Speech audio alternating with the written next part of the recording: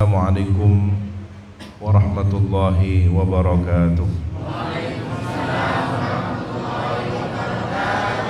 Bismillahi masyaallah la yasuqul khaira illallah. Bismillahi masyaallah la yasrifus su'a illallah.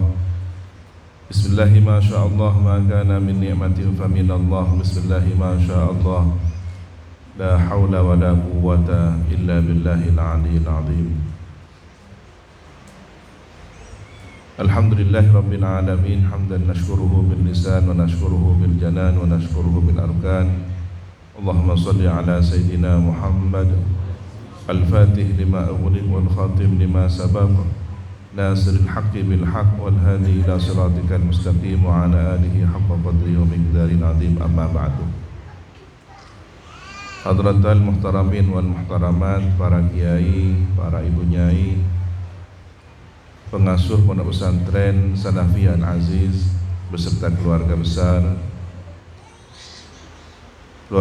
pondok pesantren Salafiyah sampai Sukoharjo, Ibunda Nyai Hajah Juwairiyah beserta rombongan, pengurus Iksas Pusat, Saudara Ustaz Sunardi dan beserta jajarannya, pengurus Iksas Rayon Kalimantan Barat, baik dari jajaran Syuri maupun Tanfidhi, seluruh wali santri, para alumni, simpatisan, hadirin hadirat, muslimin muslimat hafizakumullah jami'an. Alhamdulillah, di tempat yang insya Allah penuh dengan keberkahan ini, kita disatukan oleh segitiga emas yang titiknya adalah kita dalam wilayah mahabbah Hadrat Almarhum Kiai Haji Raden Samsul Arifin, Kiai Haji Raden As'ad Samsul Arifin, dan Kiai Haji Raden Ahmad Faid As'ad, di mana kita berkhidmah kepada cita-cita beliau, kita berkhidmah kepada perjuangan beliau. Salah satu warisan perjuangannya adalah Pondok Pesantren Salafiyah Syafiyah Sukoharjo, dan salah satu wadahnya adalah Iksas. Maka ketika kita beriksas, kita sebenarnya bukan berfanatik terhadap salah satu organisasi, tetapi kita ingin menyambung sanad perjuangan. Kita menjatuhkan pilihan bahwa sanad perjuangan saya adalah melalui Iksas bersambung kepada Pondok Pesantren Salafiyah sampai Sukoharjo, di mana Sukoharjo adalah bendera dari benteng agama Islam Ahlus Sunnah wal Jamaah ala thariqati jam'iyati Nahdlatul Ulama. Kalau tadi Sohibul Bait menyebutkan atau panitia menyebutkan sengaja memilih tema besarnya dengan temu rindu, terinspirasi dari rindu sebatang pohon. Jika benar-benar membaca buku tersebut, insya Allah teringat tentang tulisan yang saya sebutkan di sana tentang benderanya Rasulullah SAW. Saya sebutkan di situ bahwa ketika Fathu Mekah, pembebasan kota suci Mekah dari jahiliyah, dari atribut patung berhala yang berjumlah 300-an lebih, Rasulullah membawa 12.000 pasukan. Bendera utamanya adalah bendera yang disebut Ar-Rayah, ya. Dan itu hanya milik Rasulullah SAW, bendera putih dan hitam. Jadi ada kelompok elit pasukan utama Rasulullah dan para sahabat. Sementara kabilah-kabilah yang lain yang membersamai Rasulullah itu masing-masing bawa panji-panjinya, bawa bendera-bendera kecil. Kira-kira apa yang perlu kita inspirasi ambil dari hikmah itu? Jadi benderanya tetap la ilaha illallah Muhammadur Rasulullah, tapi kemudian ada bendera-bendera lain yang mendukung perjuangan Rasulullah SAW. Nah, kira-kira kita ini berada di bendera Nahdlatul Ulama.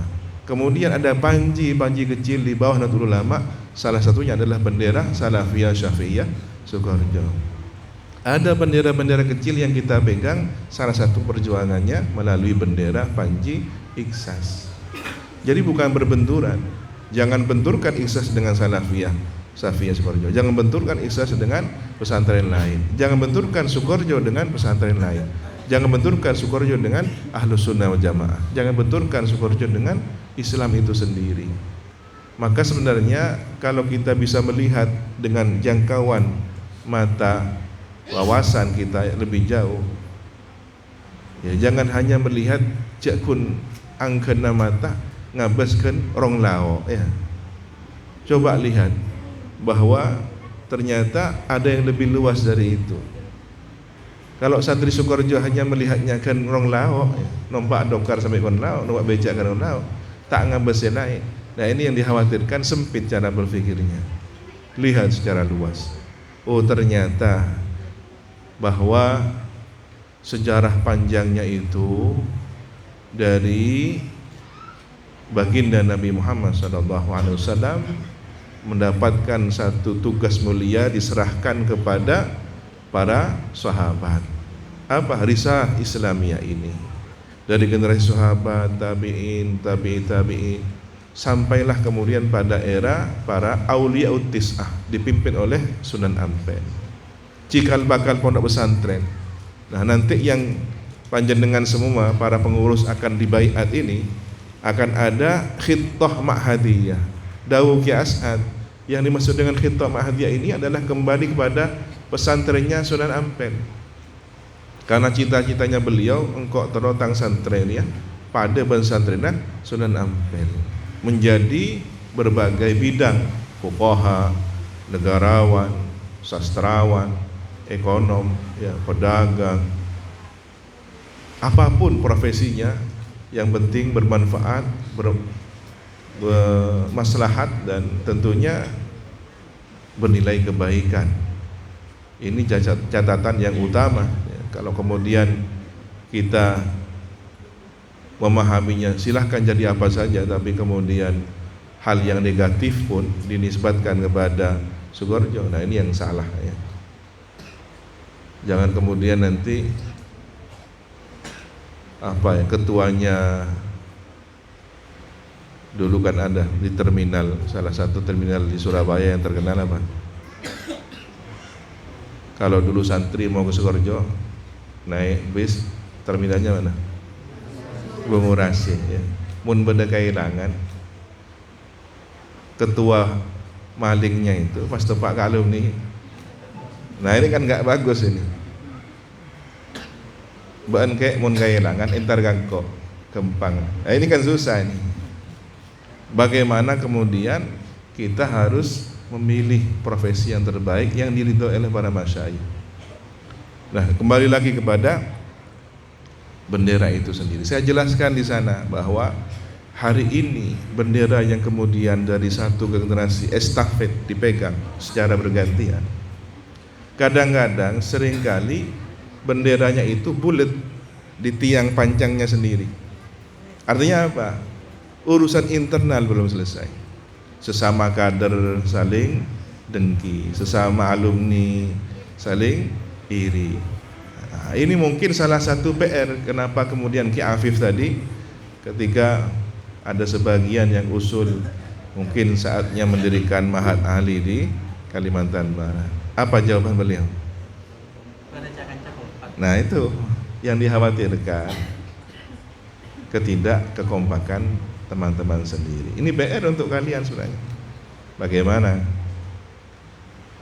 kalau kita bercermin, berkaca kepada kelompok lain. Kelompok lain itu ketika sesama alumninya didukung di berbagai profesi untuk mencapai satu tujuan bersama, bukan kemudian dihalang-halangi, dijegal. Nah jaringan kita ini sebenarnya potensinya besar, kuat, tapi persoalan kompak ini menjadi pertanyaan besar. Apakah bisa kita kompak bersama? Para hadir, tentu kita itu beriktimat, berintisab itu selain pilihan dari ikhtiar kita. Tadi dikisahkan bahwa pendiri Pondok Pesantren Al-Aziz ini dulunya bernama Pondok Pesantren Al-Aziz ya. Kemudian sekarang ditambah menjadi Salafiyah Al-Aziz. Santri dari Kiai Ali Wafa Temporan, ya, Temporjo. Nah, itu persoalan pilihan beliau, bagaimana mencintai masyayikh Salafiyah sebetulnya. Bagaimana mencintai Kiai As'ad Samsul Arifin. Itu jatuhan pilihan beliau sendiri, kan begitu. Engkau di santre Temporjo, ke engkau estok seneng kaki As'ad. Itu rezeki. Itu wilayah mahabbah ya. Tentu dalam menjatuhkan pilihan semacam itu kita harus bijaksana. Kita harus melihat tidak hanya dari sudut pandang kita sebagai keluarga besar Pondok Pesantren Salafiyah Sukoharjo, tetapi bagaimana kita memahami bahwa berintisab itu ngestowaki ajaran, bukan hanya sekedar bangga. Bukan hanya saya ini santrinya Kiai Samsul, saya santrinya Kiai As'ad, saya santrinya Kiai Bapak, tidak. Tapi sudahkah kita mengamalkan ajarannya? Sudahkah kita istiqomah mengamalkan wiridnya? Ada salah seorang alumni sudah merintis pesantren di Jawa, saya cerita di Jawa. Kemudian santri ini, ustadz ini ingin berbaiat thariqah kepada salah satu mursyid. Pamit ke saya baik-baik. Dan kemudian nyon eti, nyon petotu, teroa abaiatah tarekat. Saya bilang ya, kalau saya tidak pernah mendapatkan ijazah baiat. Jadi saya tidak berani untuk membaiat orang dalam thariqah tertentu. Walaupun guru saya Sayyid Muhammad Al-Maliki memiliki ijazah thariqah dari 40 lebih mursyid thariqah, dan itu mutlak. Artinya kami sebagai murid-muridnya, amaliyah dari guru-guru kami ya adalah perpaduan dari 40 lebih thariqah itu sendiri. Beliau Sayyid Muhammad Al-Maliki sejak kecil keluarga lingkungan Al-Maliki ini dari Sayyid Alawi, Syadziliyah, wiridnya Syadziliyah. Kemudian sampai beliau di usia 40-an mengamalkan amalannya thariqah Ba'alawi. Kami para santri dipilih, diberikan pilihan, diambil dari thariqahnya Tijaniyah, diambil dari thariqahnya Qadiriyah, diambil dari thariqahnya. Wiritan-wiritan yang spesial diramu oleh beliau, dicicipi oleh ruhani beliau, kemudian disuguhkan kepada kami. Jadi sudah dimamah, apa istilahnya kalau bayi itu ya, dikunyah dulu, dimamah sampai halus, baru kemudian itu lengaki kan baji. Nah, kita ini bayi-bayi yang belum bisa mencicipi makanan-makanan, maka guru murabbi kita ini sudah mencicipi, menunya sudah disiapkan. Ada kitab namanya Syawarikul Anwar, semua ada di situ. Tijaniyah ada, Naqsyabandiyah ada, Ba'alawi ada, ya, mulai dari Ratibul Haddad, Ratibul Attas, Wirdul Latif, Salawat Masyisiyah. Tinggal kita ini mau milih yang mana, kan gitu ya. Nah, ini sudah diamalkan di pesantren kita. Al-Adhkar sudah ada ya. Kemudian yang kumpulan doa-doanya Ummi itu juga ada, Pak. Al-Adhkar wal Al-Adiyah ya, kumpulan doa-doa juga. Nah, ini ramuannya beliau, cicipannya beliau. Kita tinggal ngikuti saja, tidak usah bingung nyari-nyari. Mari tak bosan. Kadang kalau nyari sendiri itu kadang-kadang tidak bisa kembali, alias nyalin ya, sesat. Masa pantas santri Sukoharjo akhuru ke orang si tukang sulap kan gitu, kan lopot. Cari lambat mendukan peninding Salafiyah sampai kerja, mendukan ini Sukoharjo ngalele nggak bindung ya. Pak ada pak ke sungai, pak ada pak ke alas, nyari jozo, mau sering do pak ke sodung, do pak ke lah. Kadang-kadang gurunya tak agel lah ya, gurunya tak apa aja. Nah, ini kan lopot, ingin mendapatkan sesuatu yang katanya karomah. Nah, hati-hati. Kita sudah punya guru, kita punya murabi, tapi jebakan-jebakan itu ada untuk menyesatkan kita salah memilih sambungan rohani. Itu banyak jebakannya, itu ada. Sama halnya dengan memilih Islam yang bagaimana? Islam memang satu Islam, tapi sejak zaman fitnah terbuka setelah wafatnya Sayyidina Utsman, kemudian setelah fitnah itu terjadi setelah wafatnya Sayyidina Hasan, apa yang terjadi? Ini sebenarnya sudah diajarkan oleh guru-guru kami. Alhamdulillah kemarin sudah dipertegas kembali oleh Habib Umar bin Hafid bahwa ada namanya khilafah zahir, ada khilafah batin. Dulu di zaman Rasulullah khilafah zahir dan batin itu satu. Ya Rasulullah presidennya, Rasulullah adalah pemimpin ruhaninya. Sayyidina Abu Bakar juga begitu, Sayyidina Umar begitu, Sayyidina Utsman begitu, Sayyidina Ali begitu, sampai Sayyidina Hasan. Di situ ada ujian, cobaan untuk kemaslahatan umat. Kekhilafahan zahirnya diserahkan kepada pihak lain, tapi wilayah batinnya beliau dan seterusnya orang-orang pilihan. Itulah mengapa kemudian kita diajari tawassul kepada pemimpin-pemimpin batin. Ibadallah rijalallah aghithuna li ajalillah wa kunu amana lillah hasana dhalifa wa ya akhtar wa ya anjad wa ya sadat wa ya ahbab wa ya ahbab wa antum ya ulil albab ta'ala wansur. Ini yang diajarkan, ini yang diimlakkan kepada batin kita. Siapa Aqtab ini? Ada penguasa wilayah 5 benua. Kalau disebut namanya, hajat-hajat kita melalui wasilah beliau dikabul oleh Allah. Posang nyari, padahal penari baca. Ada di dalam tawassul rotibul hadda. Siapa? Imam Asyadili. Siapa? Syekh Abdul Qadir Jailani. Ini yang menguasai 5 benua, dibagi oleh Allah, diberi tugas. Bahkan ada walinya lautan, ada walinya daratan. Ada abdal yang setiap pergantian ada yang mengganti kembali. Jumlahnya banyak.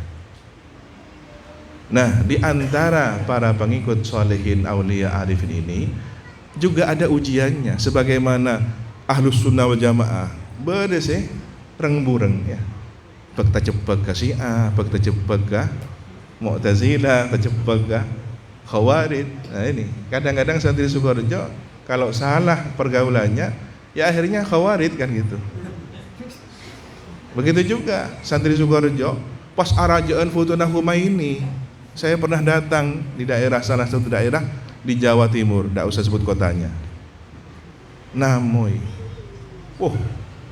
mak pas arajaan Futuhnah Humaini ban ke As'ad. Cari santri lagi As'ad.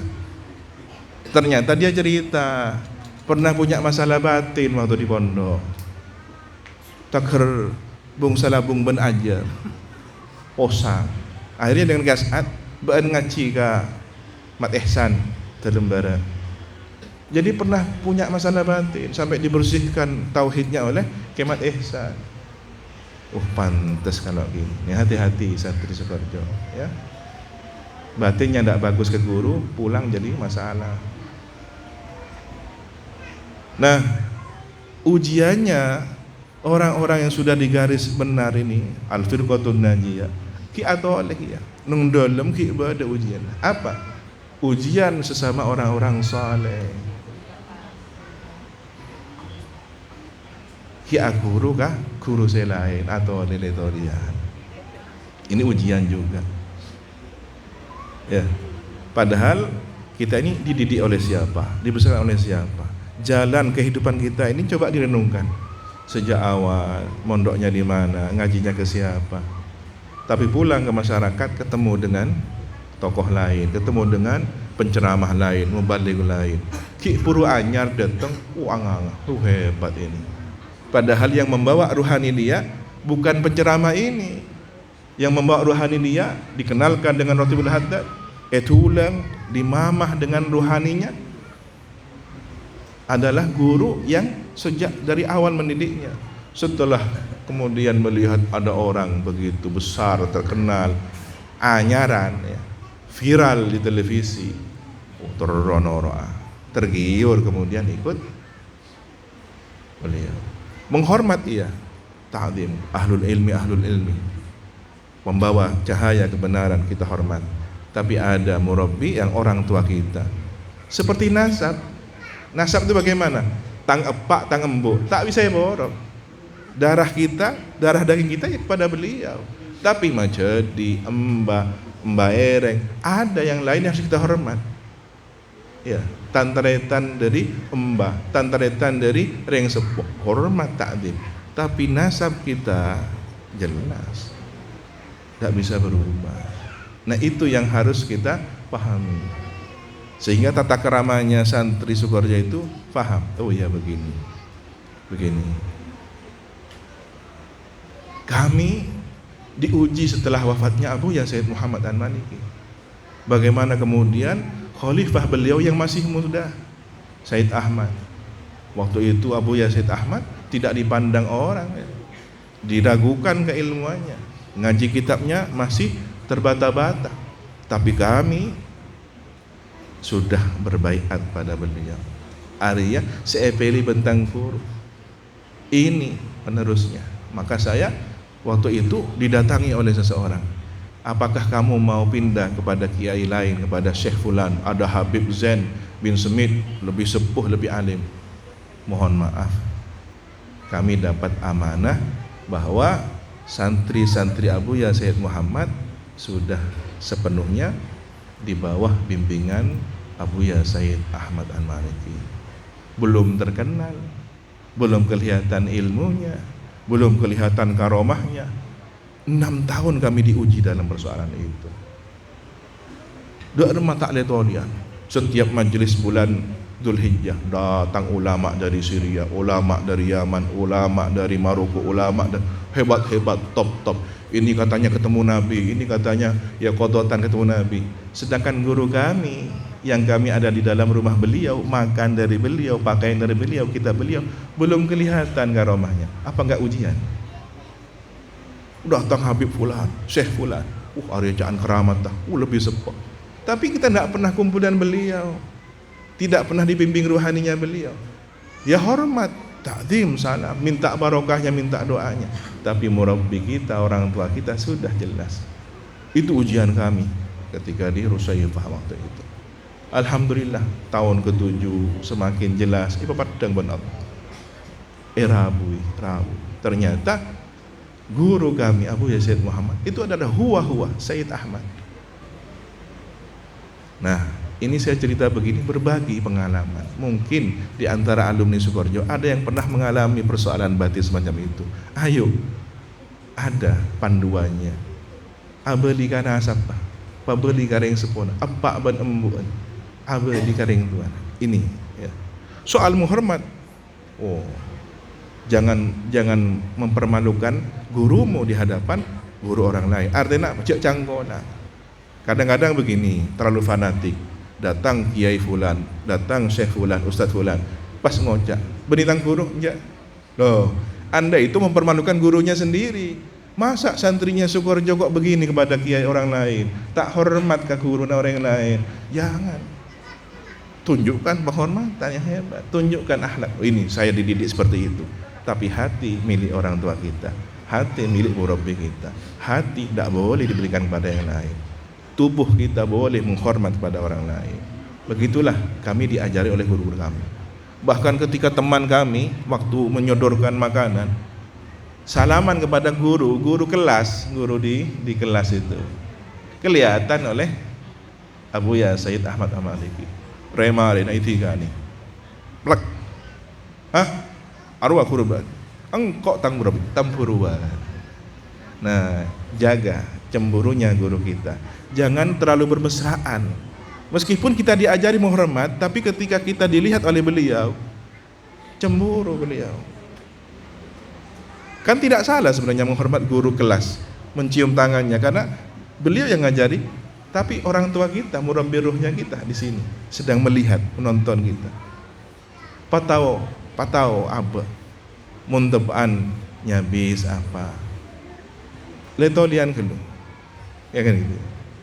Oh, ternyata kita harus pandai menjaga perasaannya orang tua kita, guru murabbi kita ini. Nah, sebagaimana konsep tauhid, kul huwallahu ahad, pangeran kah? Situng pangeran. Nabinya juga satu. Kita tidak pernah bernabikan kepada nabi orang lain, kan gitu. Tapi kita wajib menghormat, wajib beriman kepada Nabi Adam, Nabi Nuh, Nabi Ibrahim, dan seluruh para anbiya mursalin. Tapi Nabi kita Nabi Muhammad. Maka salah alamat kalau orang yang sekarang hidup di zamannya Nabi Muhammad masih beriman mengikuti ajarannya Nabi Musa. Tak andek kakaknya Nabi Muhammad, tak andek ke Quran. Ini yang kemudian disebut ghairil maghdubi alaihim. Ada orang yang hidup di zaman Nabi Muhammad masih terlalu berlebihan cintanya kepada Nabi Isa, terlalu berlebihan cintanya kepada kitab Injil. Sudah ada Al-Quran. Ini yang disebut dengan waladhdallin. Kita jangan menjadi ghairil maghdubi alaihim waladhdallin. Kita punya Nabi Muhammad. Sayyidina Umar sedang mempelajari kitab Taurat, perbandingan agama. Ketamburi punya Nabi Muhammad. Apa yang kau pegang? Warakah itu apa, kertas itu? Ini Taurat yang kami pelajari. Apa enggak cukup Quran yang Allah turunkan ke saya? Cemburu Nabi Muhammad.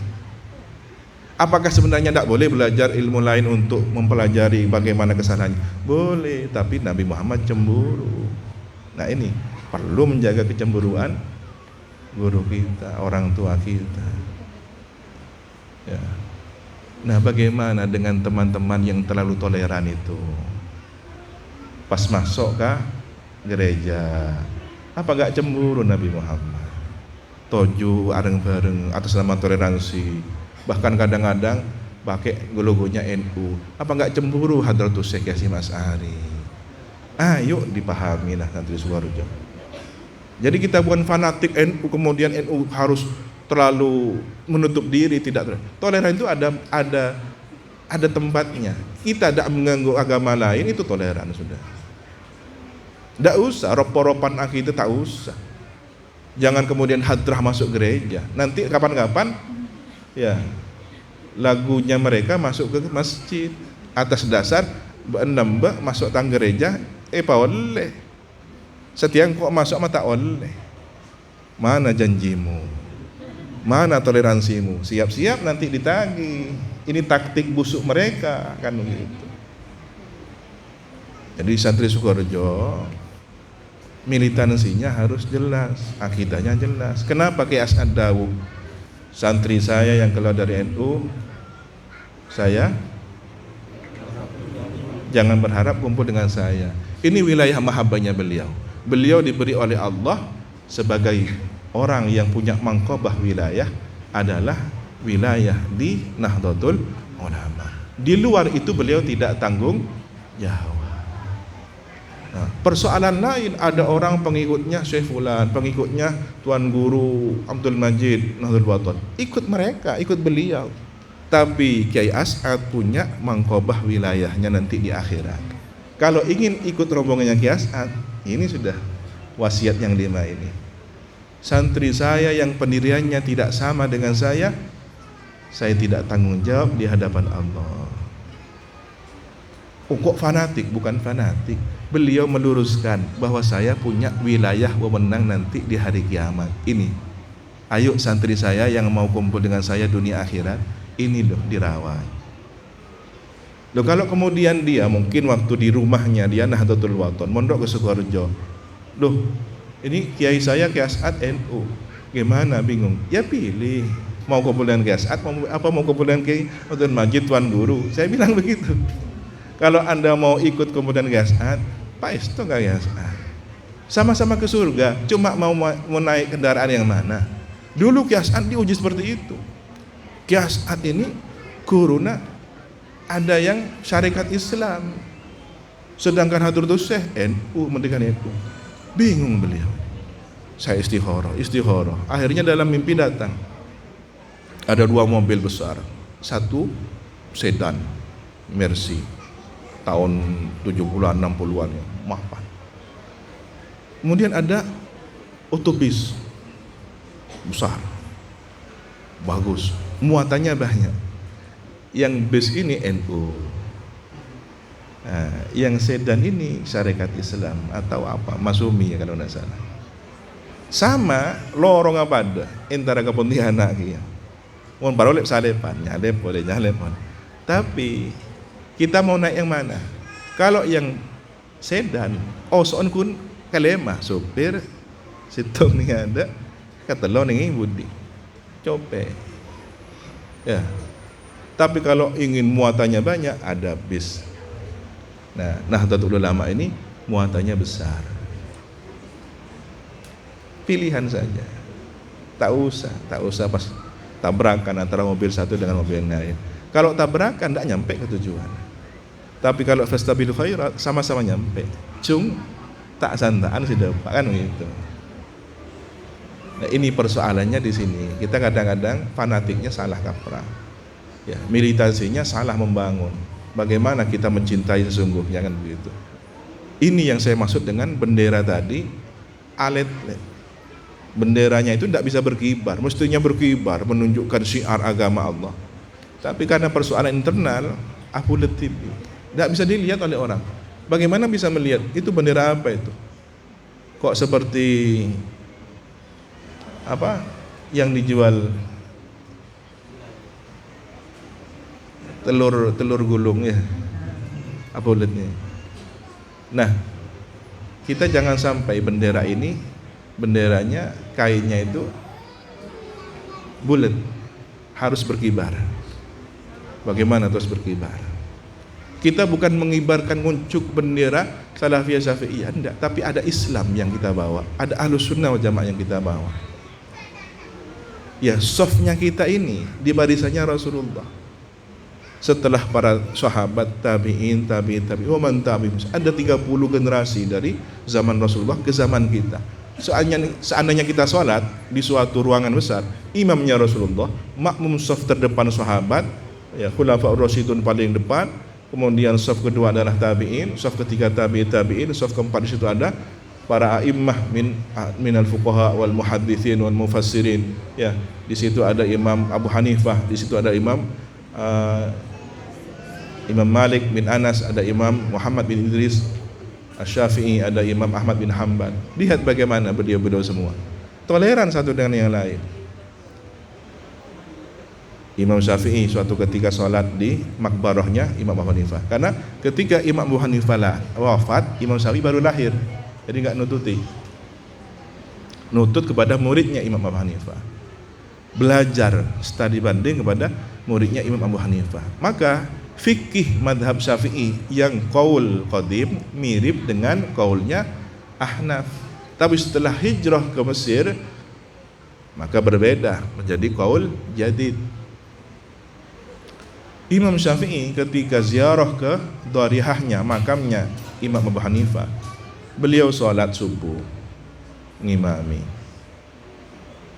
ternyata tidak pakai kunut.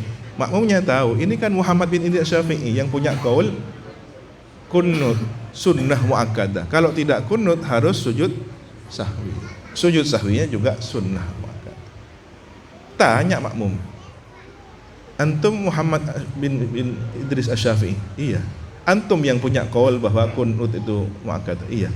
Kenapa kok tidak kunut? Saya menghormat qaulnya Shahibul Maqbarah. Imam Abu Hanifah sudah wafat, tapi pendapatnya dihormat, tidak pakai kunut di makbarahnya Imam Abu Hanifah. Nah, hati-hati santri Sukorejo. Ketika ada di wilayahnya orang lain, di majelisnya orang lain, ya jangan ketara dulu. Majelisnya orang banyak, siapa kita? Gitu aja. Loh, pot jadi. Tapi kalau di majelisnya kita, pas lopot nyebut selai. Nah itu kan salah juga kan gitu. Dan begini, kalau urusan akhirat itu pasti tidak akan berbenturan. Kalau urusan akhirat itu pasti cahaya, nur. Cahaya itu tidak akan pernah berbenturan dengan cahaya yang lain. Tapi kalau urusan duniawi, ini yang sering gesekan. Perhatikan, konflik yang terjadi pasti ada ketidakikhlasan. Konflik yang terjadi antar sama alumni pesantren lain, antar golongan, pasti ada bumbu-bumbu duniawinya. Kalau nggak urusan jabatan, urusan PC, kan begitu. Kalau nggak urusan PC, urusan nyak-benyaan pengikut. Pasti ada begitunya. Kenapa? Duniawi. Bahkan pondok, katanya Mbah Mun, bangunannya ini duniawi. Yang akhirat apa? Ngajinya. Ngajinya itu buka kitab faslun qala al-musannifu. Itu dengan catatan ikhlas.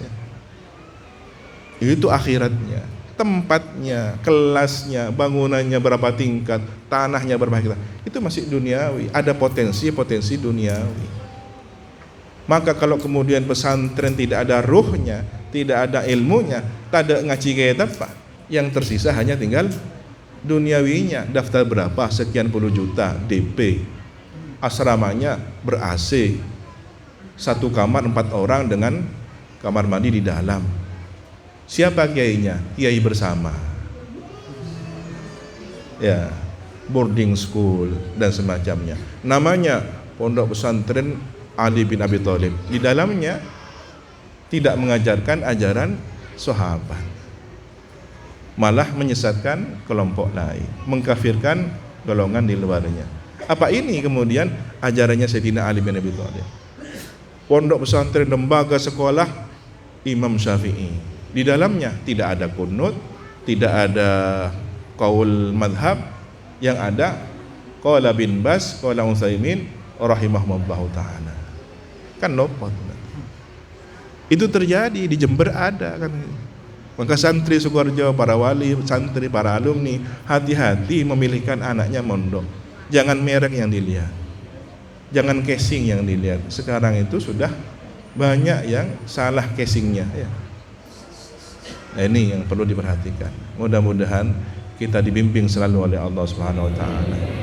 Dan mahabbah yang Allah anugerahkan ini mampu kita rawat dengan baik, juga mampu menjaga kecemburuan para masyayikh kita. Karena almarhumin itu hidup, beliau tidak wafat. Nadrohnya beliau terus kita rasakan. Maka jaga cemburunya beliau ahli barzah. Jaga, hormati beliau. Insya Allah ini yang cukup kami sampaikan. Mungkin kalau memang ada dialog setelah ini, silahkan dipandu oleh pembawa acara. Demikian yang bisa kami sampaikan.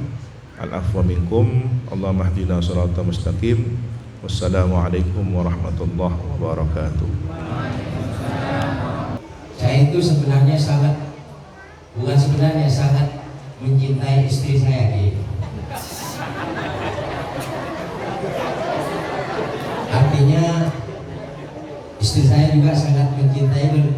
Ketika saya tak punya rokok itu, beliau rela uang yang di celengan itu dicongkel untuk rokok saya. Walaupun kadang-kadang beliau cerita, "Bah, habis hemodi, saya tidak membelikan dia karena kadang-kadang tidak tepat waktunya." Saya hanya berdalih, cinta itu kan tak memandang aroma, dek, saya bilang. Cuman suatu-waktu cinta saya itu sempat tergadaikan oleh istri saya. Ketika anak saya mau ujian di pesantren, kan ada beberapa syarat, yaitu harus membayar ABCD misalnya. Nah waktu itu si mantap HP istri saya itu jatuh, layarnya gelap ya. Jadi saya tak dihirau, hilang cintanya seketika itu. Ketika bertemu dengan anaknya, takut tidak bisa ikut ujian seperti itu. Nah di sini, apakah ada aplikasi ataupun manual seperti dulu ketika si mantap bermasalah, misalnya tidak ada jaringan, HP-nya jatuh, jadi suami itu tak berharga, lebih berharga anaknya, seperti itu. Apakah ada solusi dari pesantren yang kira-kira bisa membayar manual sehingga anaknya itu bisa mengikuti ujian? Ini tentang sebagai wali murid ya. Terus yang berikutnya itu seperti daunnya ajunan tadi, ya teman-teman ini kadang-kadang tidak meyakini gurunya sendiri tentang urusan ekonomi misalnya. Kadang-kadang kami itu banyak memakai doa COD ya. Artinya doa pagi ini besok datang gitu ya. Itu kami namakan doa COD, atau paling maksimal 3 hari lah kayak gitu ya. Wa ikana bisama fazil. Nah, untuk menutupi kegalauan teman-teman, saya pribadi lah seperti itu ya. Apakah ada aplikasi khusus seperti itu dari Sukerjo? Ya walaupun tidak COD, setidaknya membuat hati tenang atau bagaimana gitu. Karena tidak sedikit teman-teman yang ingin untuk menghadiri haul tapi terhambat dengan ekonomi yang kadang-kadang terbentur dengan pempes, dengan susu, jadi tak cukup sehingga tidak bisa ke Sukerjo. Padahal niatnya itu seandainya diukur dengan besarnya Gunung Masali, keinginannya teman-teman itu mungkin lebih besar, saking ingin untuk hadir haul ke pesantren seperti ini. Sementara begini, mohon maaf atas kesalahan, dan Banser siap salah ya. Anak dan menantu saya Banser semua, dan saya untuk menjaga mereka. Terima kasih. Assalamualaikum warahmatullahi wabarakatuh. Assalamualaikum warahmatullahi wabarakatuh.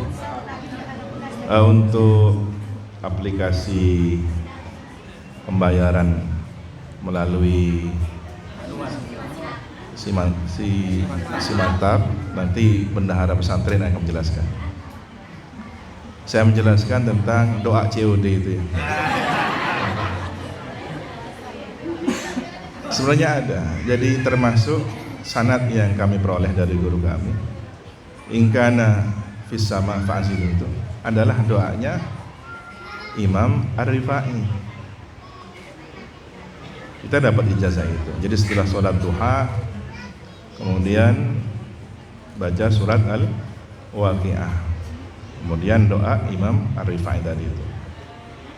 Nah, itu sudah ada di doa-doa yang kita miliki, termasuk di Syawarikul Anwar juga ada. Tetapi jangan jadikan sholat duha itu sebagai tujuan untuk kerezekian. Itu salah. Karena sholat duha itu, kalau dari asbabul wurud hadisnya, kita ini punya 360 persendian. Nah, ketika digunakan untuk sholat duha, ini berarti kita sudah mensodokohi 360 persendian gitu. Nah, karena bersyukur, la in sakartum la azidannakum. Ya, tinggal persoalannya benar-benar bersyukur enggak? Mohon maaf, ini kejadian betul. Salah seorang alumni kami tugasi untuk pendampingan Jabal Safinah di Situbondo. Masih ingat Jabal Safinah? Ya, yang sepuh-sepuh ingat itu. Nah, di Jabal Safinah itu salah seorang alumni yang juga pengurus NU pendampingan di Jabal Safinah. Tanya dengan penghuninya, si acuan teking mata, ya, tanya. Ternyata dia istiqomah sholat duha, walaupun sudah maksiat begitu, ahlul kabair tiap hari jualan daging mentah, ya. Ternyata masih sholat duha. Ditanya motivasinya apa, balik gerus. Jadi pemahamannya dia dapat ilmu dari gurunya mungkin ya. Kalau sholat duha itu pelancar rezeki. Nah ini kan salah kaprah ini. Berarti ngajinya nggak selesai. Ngaji COD ini berarti. Nah artinya begini. Kalau mau sholat duha beneran, sholat duhanya Rasulullah. Gimana? Nyokore abak, nyokore raka, nyokore telur ratus sebitak ruas. Papa yang deki minta ke pangeran. Iya kana budu, iya kana nasta'in. Nyempegan lu patepah. Mun nyempenya tak tepat pas minta ke pangeran. Kan wa iya nasta'in nak budu bar. Ini balik kan begitu. Jangan dibalik. Iya kana budu. Sudahkah kita nak budu? Sudahkah kita iyakah didahulukan? Kalau nak budu iyakah orang yang stoki. Artinya apa? Kita ini kurang madep. Mantep madep kan gitu ya. Hidup tak ngidep lagi ke pangeran. Kadang-kadang itu persoalannya. Ketika tidak manjur pasti disalahkan. Oh, tak manti ceurina tanggia, ya gitu kadang-kadang. Padahal si tak manti aban tipi kan gitu ya. Nah ini silahkan diamalkan. Ada juga sholat hajat 12 rakaat. Itu juga silahkan diamalkan. Tetapi harus diperjelas niatnya. Ketika kita ingin diperlancar rezekinya, ekonominya, misalkan tenggula terus aziarah kasengaraja, kan jelas tujuannya. Ya, kalau kemudian hanya untuk keuntungan dan keuntungan, tapi tidak berkah rezekinya, buat apa? Ya, berapa banyak orang punya masalah keluarga karena kaya raya, bukan karena miskin. Tunggu soki, lepas lihat dia. Ya. Dulu masih sedang berjuang, masya Allah. Hidupnya rukun, harmonis, tapi setelah kaya raya, sukses, sudah mulai rusak, kocar kacir, suami istri kocar kacir, anak orang tua kocar kacir. Ada apa dengan rezekinya? Ya, ini mudah-mudahan tidak terjadi di Kalimantan Barat. Saya cerita di daerah lain, ada satu daerah lain, generasi wali santrinya hari ini sering kerja ke luar negeri, kerja ke luar negeri. Yang dikejar ya prestasi. Yang penting kerja, dapat hasil uang. Anaknya dimondokkan. Nah, fenomenanya anak yang orang tuanya bekerja di luar negeri di suatu daerah ini, rata-rata kasus di pesantren pos mondok. Apa ini yang barokah? Jangan-jangan yang barokah itu yang orang tua kita itu tani, dagang ke pasar, bela-belain ngirim untuk anaknya. Tapi subhanallah, bedenak kanak najak ring tuan. Ada anak itu mondok di Sukoharjo. Orang tuanya sempat nyimpang, bukan hanya dari persoalan yang biasa, tapi akidah sudah. Akidah. Jadi pakai ilmu pesugihan. Datang entar ke Gunung Kawi. Di Malang itu ada tempat pesugihan namanya Gunung Kawi. Sebenarnya di situ ada makomnya orang soleh, muridnya di Penogoro. Tapi di sampingnya ada tempat ibadahnya orang Konghucu. Ada gua. Dan itu yang kemudian jadi tempat pesugihannya. Ada pohon yang diyakini kalau jatuh daunnya berarti dapat jawaban pesugihan. Jadi datang, dia cerita, saya mau masuk Islam lagi, Kiai. Loh, sampean agamanya apa sebelumnya? Ya, saya Islam, cuma saya pernah tidak yakin kepada Allah. Saya pernah tidak yakin kepada ajaran Islam. Saya ikut pesugihan, Kiai. Dengan syarat-syarat yang keluar dari agama Islam. Ya, mari baca syahadat. Syahadu an la ilaha illallah, syahadu anna Muhammadan rasulullah. Saya minta amalan, Kiai. Amalkan baca syahadat selama 40 hari, perkuat syahadatnya. Nanti datang lagi setelah 40 hari. Nah ini cerita bahwa ketika dia dapat kaya raya dari pesugihannya itu, ngirim anaknya. Anaknya tahu, ditolak dengan halus. Mohon maaf Pak, saya tidak bisa terima kirimannya Bapak kalau dari hasil ini. Tapi kalau Bapak kerja, walaupun nguli bangunan, dapat 50.000, 100.000, saya terima Pak. Tapi kalau hasil dari begini, kata Kiai tidak barokah Pak. Dan anak ini kok bisa ngerti, masih kecil kan itu. Kalau nggak dibimbing oleh Allah. Gara-gara anaknya bilang begitu, dia nangis, orang tuanya pulang. Ya Allah, anak saya. Akhirnya dia stres, bingung. Mau doa, nggak tahu apa doa. Pokoknya baca sholawat ya, semampunya dibaca sholawat. Tiba-tiba datang orang sepuh, dibimbing, ini gini. Cerita ke istrinya, aku dek ketok wong sepuh ngene. Kaya apa? Menjawab kan. Dia ngelihat kalender Sukorejo, dia tunjuk fotonya Ki Asad. Iki lho sing tahu. Loh, iki kan bahaya Asad. Kan wis sedo. Datang. Nah, ini orang ndak sholat, orang ndak ngerti agama, dirauhi oleh Ki Asad. Keng latong untung orang ria, ba aban tak teman irauhi Asad. Saya mimpi Asad malaran. Beda orang tak pati kena irauhi, dibimbing oleh beliau. Sekarang istiqomah, sekarang jadi bangunan di Sukorejo, ikut bantu bangunan di Sukorejo. Siapa yang narik? Anaknya di pondok. Jadi ada harapan anak kita itu jadi syafaat nanti. Di dunia saja sudah bisa mensyafaati orang tuanya, apalagi nanti di akhirat. Ya, insya Allah kalau anak mondok itu orang tuanya katut barokahnya anak. Yang penting iktikadnya bagus, iktikadnya ke guru bagus, iktikadnya kepada pesantren bagus. Insya Allah selamat. Sekarang kan enggak ada apa-apa nyalahkan pesantren, ada apa-apa nyalahkan gurunya. Bahkan canggolang, ustazah tolong anak saya difotokan, ustazah difotokan. Anak saya mau makan apa, makanannya difoto. Itu gurumu bukan tukang foto, gurunya anakmu bukan tukang fotomu, kan gitu. Nih hati-hati alumni ya, orang tua wali santri ya.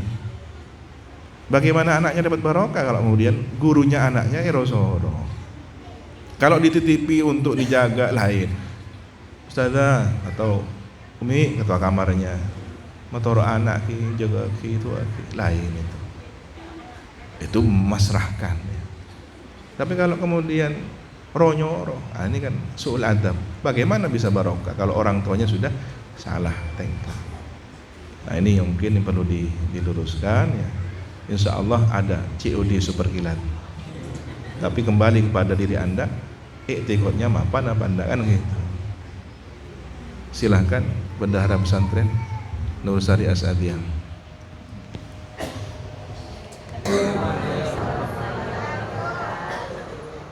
Terkait tentang pembayaran tahunan pesantren, dari tahun kemarin disepakati tidak ada pembayaran secara offline, semua dilakukan dengan tidak ada pembayaran tunai, semua dilakukan dengan online melalui SIMAKTAB. Karena ketika diberi kesempatan untuk melakukan tunai, maka aplikasi SIMAKTAB tidak berjalan secara maksimal.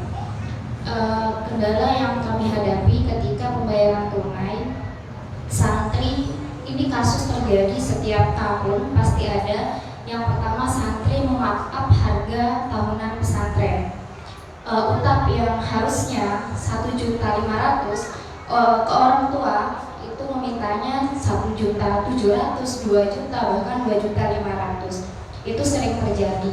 Belum lagi pembayaran ujian yang di-markup, iuran maulidan yang di-markup. Itu tahun kemarin pun terjadi, iuran maulidan yang hanya 50.000 kepada orang tua minta sampai 300.000.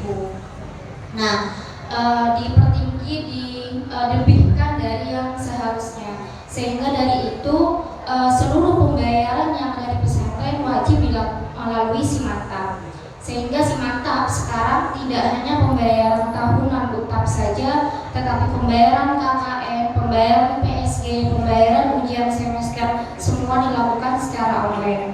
Kedepannya pembayaran iuran maulid juga akan dilakukan secara online. Jadi seluruh pembiayaan pesantren akan melalui SIMAKTAB, tidak hanya tahunan. Nah, ketika terjadi kendala, setahu kami dan ini sudah berjalan, itu akan dibantu oleh Iksas Pusat, Iksas Rayon, Subrayon maupun komisariat yang ada komisariatnya di seluruh rayon. Karena tidak semua rayon mempunyai komisariat, tidak semua rayon ada subrayonnya. Artinya apa? Iksas sudah mengupayakan dari pusat hingga komisariat untuk membantu pembayaran Simantab melalui online. Kalau di Kalimantan hanya ada rayon, maka silahkan mendatangi rayon Kalimantan Barat, dan barusan kami juga tanya, mereka membantu kesulitan yang dialami oleh wali santri, baik dalam mengoperasikan aplikasi Simantab maupun ada kendala seperti tidak login, HP rusak dan seterusnya. Kalau ada wali santri yang yang juga alumni, yang apalagi lama anaknya mondok belum tahu ini, mungkin bisa jadi mungkin kurang aktif di IKSAS sehingga tidak mendengar kabar ini. Itu jadi pertanyaan bagi saya, karena sudah lama IKSAS ini membantu proses Simantab. Bahkan kami di Bendahara sangat amat terbantukan oleh teman-teman IKSAS, sehingga Simantab tahun ini hampir 95% itu terlaksana, terrealisir, karena juga salah satunya adalah bantuan dari IKSAS. Jadi kalau masih ada kendala, apakah aktif ini wali santri atau anaknya yang alumni ke IKSAS? Kalau nggak aktif ya mungkin ada beberapa informasi yang tidak diketahui gitu. Karena maka dari itu harapan kami kepada wali santri, alumni untuk aktif di kegiatan IKSAS, di rutinan IKSAS, sehingga perkembangan pesantren, kendala-kendala yang dialami bisa difasilitasi oleh IKSAS. Terima kasih. Tentang Simantab, ya. Jadi tidak hanya menunggu bola, tapi jemput bola. Jadi mungkin ada beberapa wali santri yang tidak mendengar informasi ini karena faktor banyak hal, ya, tidak aktif. Ini juga evaluasi bagi para wali santri. Ini perlu untuk lebih aktif lagi di Indonesia. Atau karena wilayah tinggalnya cukup sulit. Nah, ini kan PR-nya teman-teman IKSAS, bagaimana bisa menjangkau. Kemarin di Singkawang ya juga ada yang seperti itu ya. Sampai 4 tahun anaknya mondok pesantren, dia tidak tahu caranya bagaimana berkomunikasi dengan komunitas alumni. Nah, ke depan ini kan juga menjadi pemikiran bersama. Misal ada agenda kegiatan, rezekinya alumni kan beda-beda. Ada yang dimurahkan oleh Allah, pada rezeki, ya, diperluas rezekinya. Ada yang memang sulit, ujiannya dia memang bagiannya dia sedang menjalani kehidupan sulit. Nah, teman-teman wali santri dan sekaligus alumni yang sudah sering ke Sukoharjo dan dimudahkan oleh Allah ke Sukoharjo, tidakkah memberikan rasa kepedulian? Ayo kita urunan yuk, si fulan itu kepaan naruh tak temanku anaan, yuk kita urunan, kita berangkatkan ke Sukoharjo tahun ini. Ada 5 orang misalkan diberangkatkan yang tidak pernah jungu anaknya, tak teman tahu Sukoharjo, ya. Mulai dari berangkat, anaknya dititipkan ke IKSAS karena dia tidak bisa datang langsung. Mungkin ada yang seperti itu. Nah, ini kepedulian yang lain gimana kan gitu. Kita mungkin dimurahkan oleh Allah, dimudahkan berangkat, Masya Allah. Nah, tidakkah kita berbagi? Katanya satu keluarga, satu tubuh, berbagi kan gitu. Tahun depan, kalau kemudian kita sudah menolong orang lain, Mbak Tibi terus antara kia sekarang berangkat. Bisa berangkat, ada rezeki lebih, berbagi. Diri kita bisa berangkat, ngajak si lain. Ya, ini mohon dipikirkan. Termasuk tadi ya, sosialisasi tentang aplikasi yang harus mudah diakses oleh para wali santri. Berarti PR divisi IT ya, Infokom ya. Divisi bukan devisi. Ya, demikian. Sallallahu ala sayyidina Muhammadin wa ala alihi wa sahbihi wasallam. Alhamdulillahirabbil alamin. Allahumma inna nas'aluka min khairi ma sa'adaka minhu nabiyyuka sayyiduna Muhammad sallallahu alaihi wasallam wa na'udzubika min syarri ma sta'adha minhu nabiyyuka sayyiduna Muhammad sallallahu alaihi wasallam wa antal musta'an. وعليك البلاغ ولا حول ولا قوة إلا بالله العلي العظيم اللهم كما أنعمت فزد وكما زدت فبارك وكما باركت فأدم وكما أدمت فلا تسلب منا يا رب العالمين جزا الله عنا سيدنا محمدا صلى الله عليه وآله وسلم ما هو أهله جزا الله عنا جميع مشايخنا شيخنا شمس العارفين وشيخنا أسعد شمس العارفين وشيخنا أحمد فوائد أسعد وجميع مشايخ سلفية سامي سكرجو رضي الله تعالى عنهم ما هم أهله جزا الله عنا جميع آبائنا وأمهاتنا رحمهم الله تعالى ما هم أهله اللهم اغفر لأمتي سيدنا محمد اللهم ارحم أمة سيدنا محمد اللهم استر أمة سيدنا محمد اللهم اجبر أمة سيدنا محمد اللهم أصلح أمة سيدنا محمد اللهم عافي أمة سيدنا محمد اللهم احفظ أمة سيدنا محمد اللهم ارحم أمة سيدنا محمد رحمة عامة يا رب العالمين اللهم اغفر لأمة سيدنا محمد مغفرة عامة يا رب العالمين اللهم فرج عن أمة سيدنا محمد فرجا عاجلا يا رب العالمين سبحان ربك رب العزة عما يصفون وسلام على المرسلين والحمد لله رب العالمين تكهجat sehat walafiat abak sanak foto teti orang selamat dunia akhirat husnul khatimah apolong sareng para masyayikh sanafiyah sekaraja asareng Gusti Kanjeng Nabi Muhammad sallallahu alaihi wasallam Al-Fatihah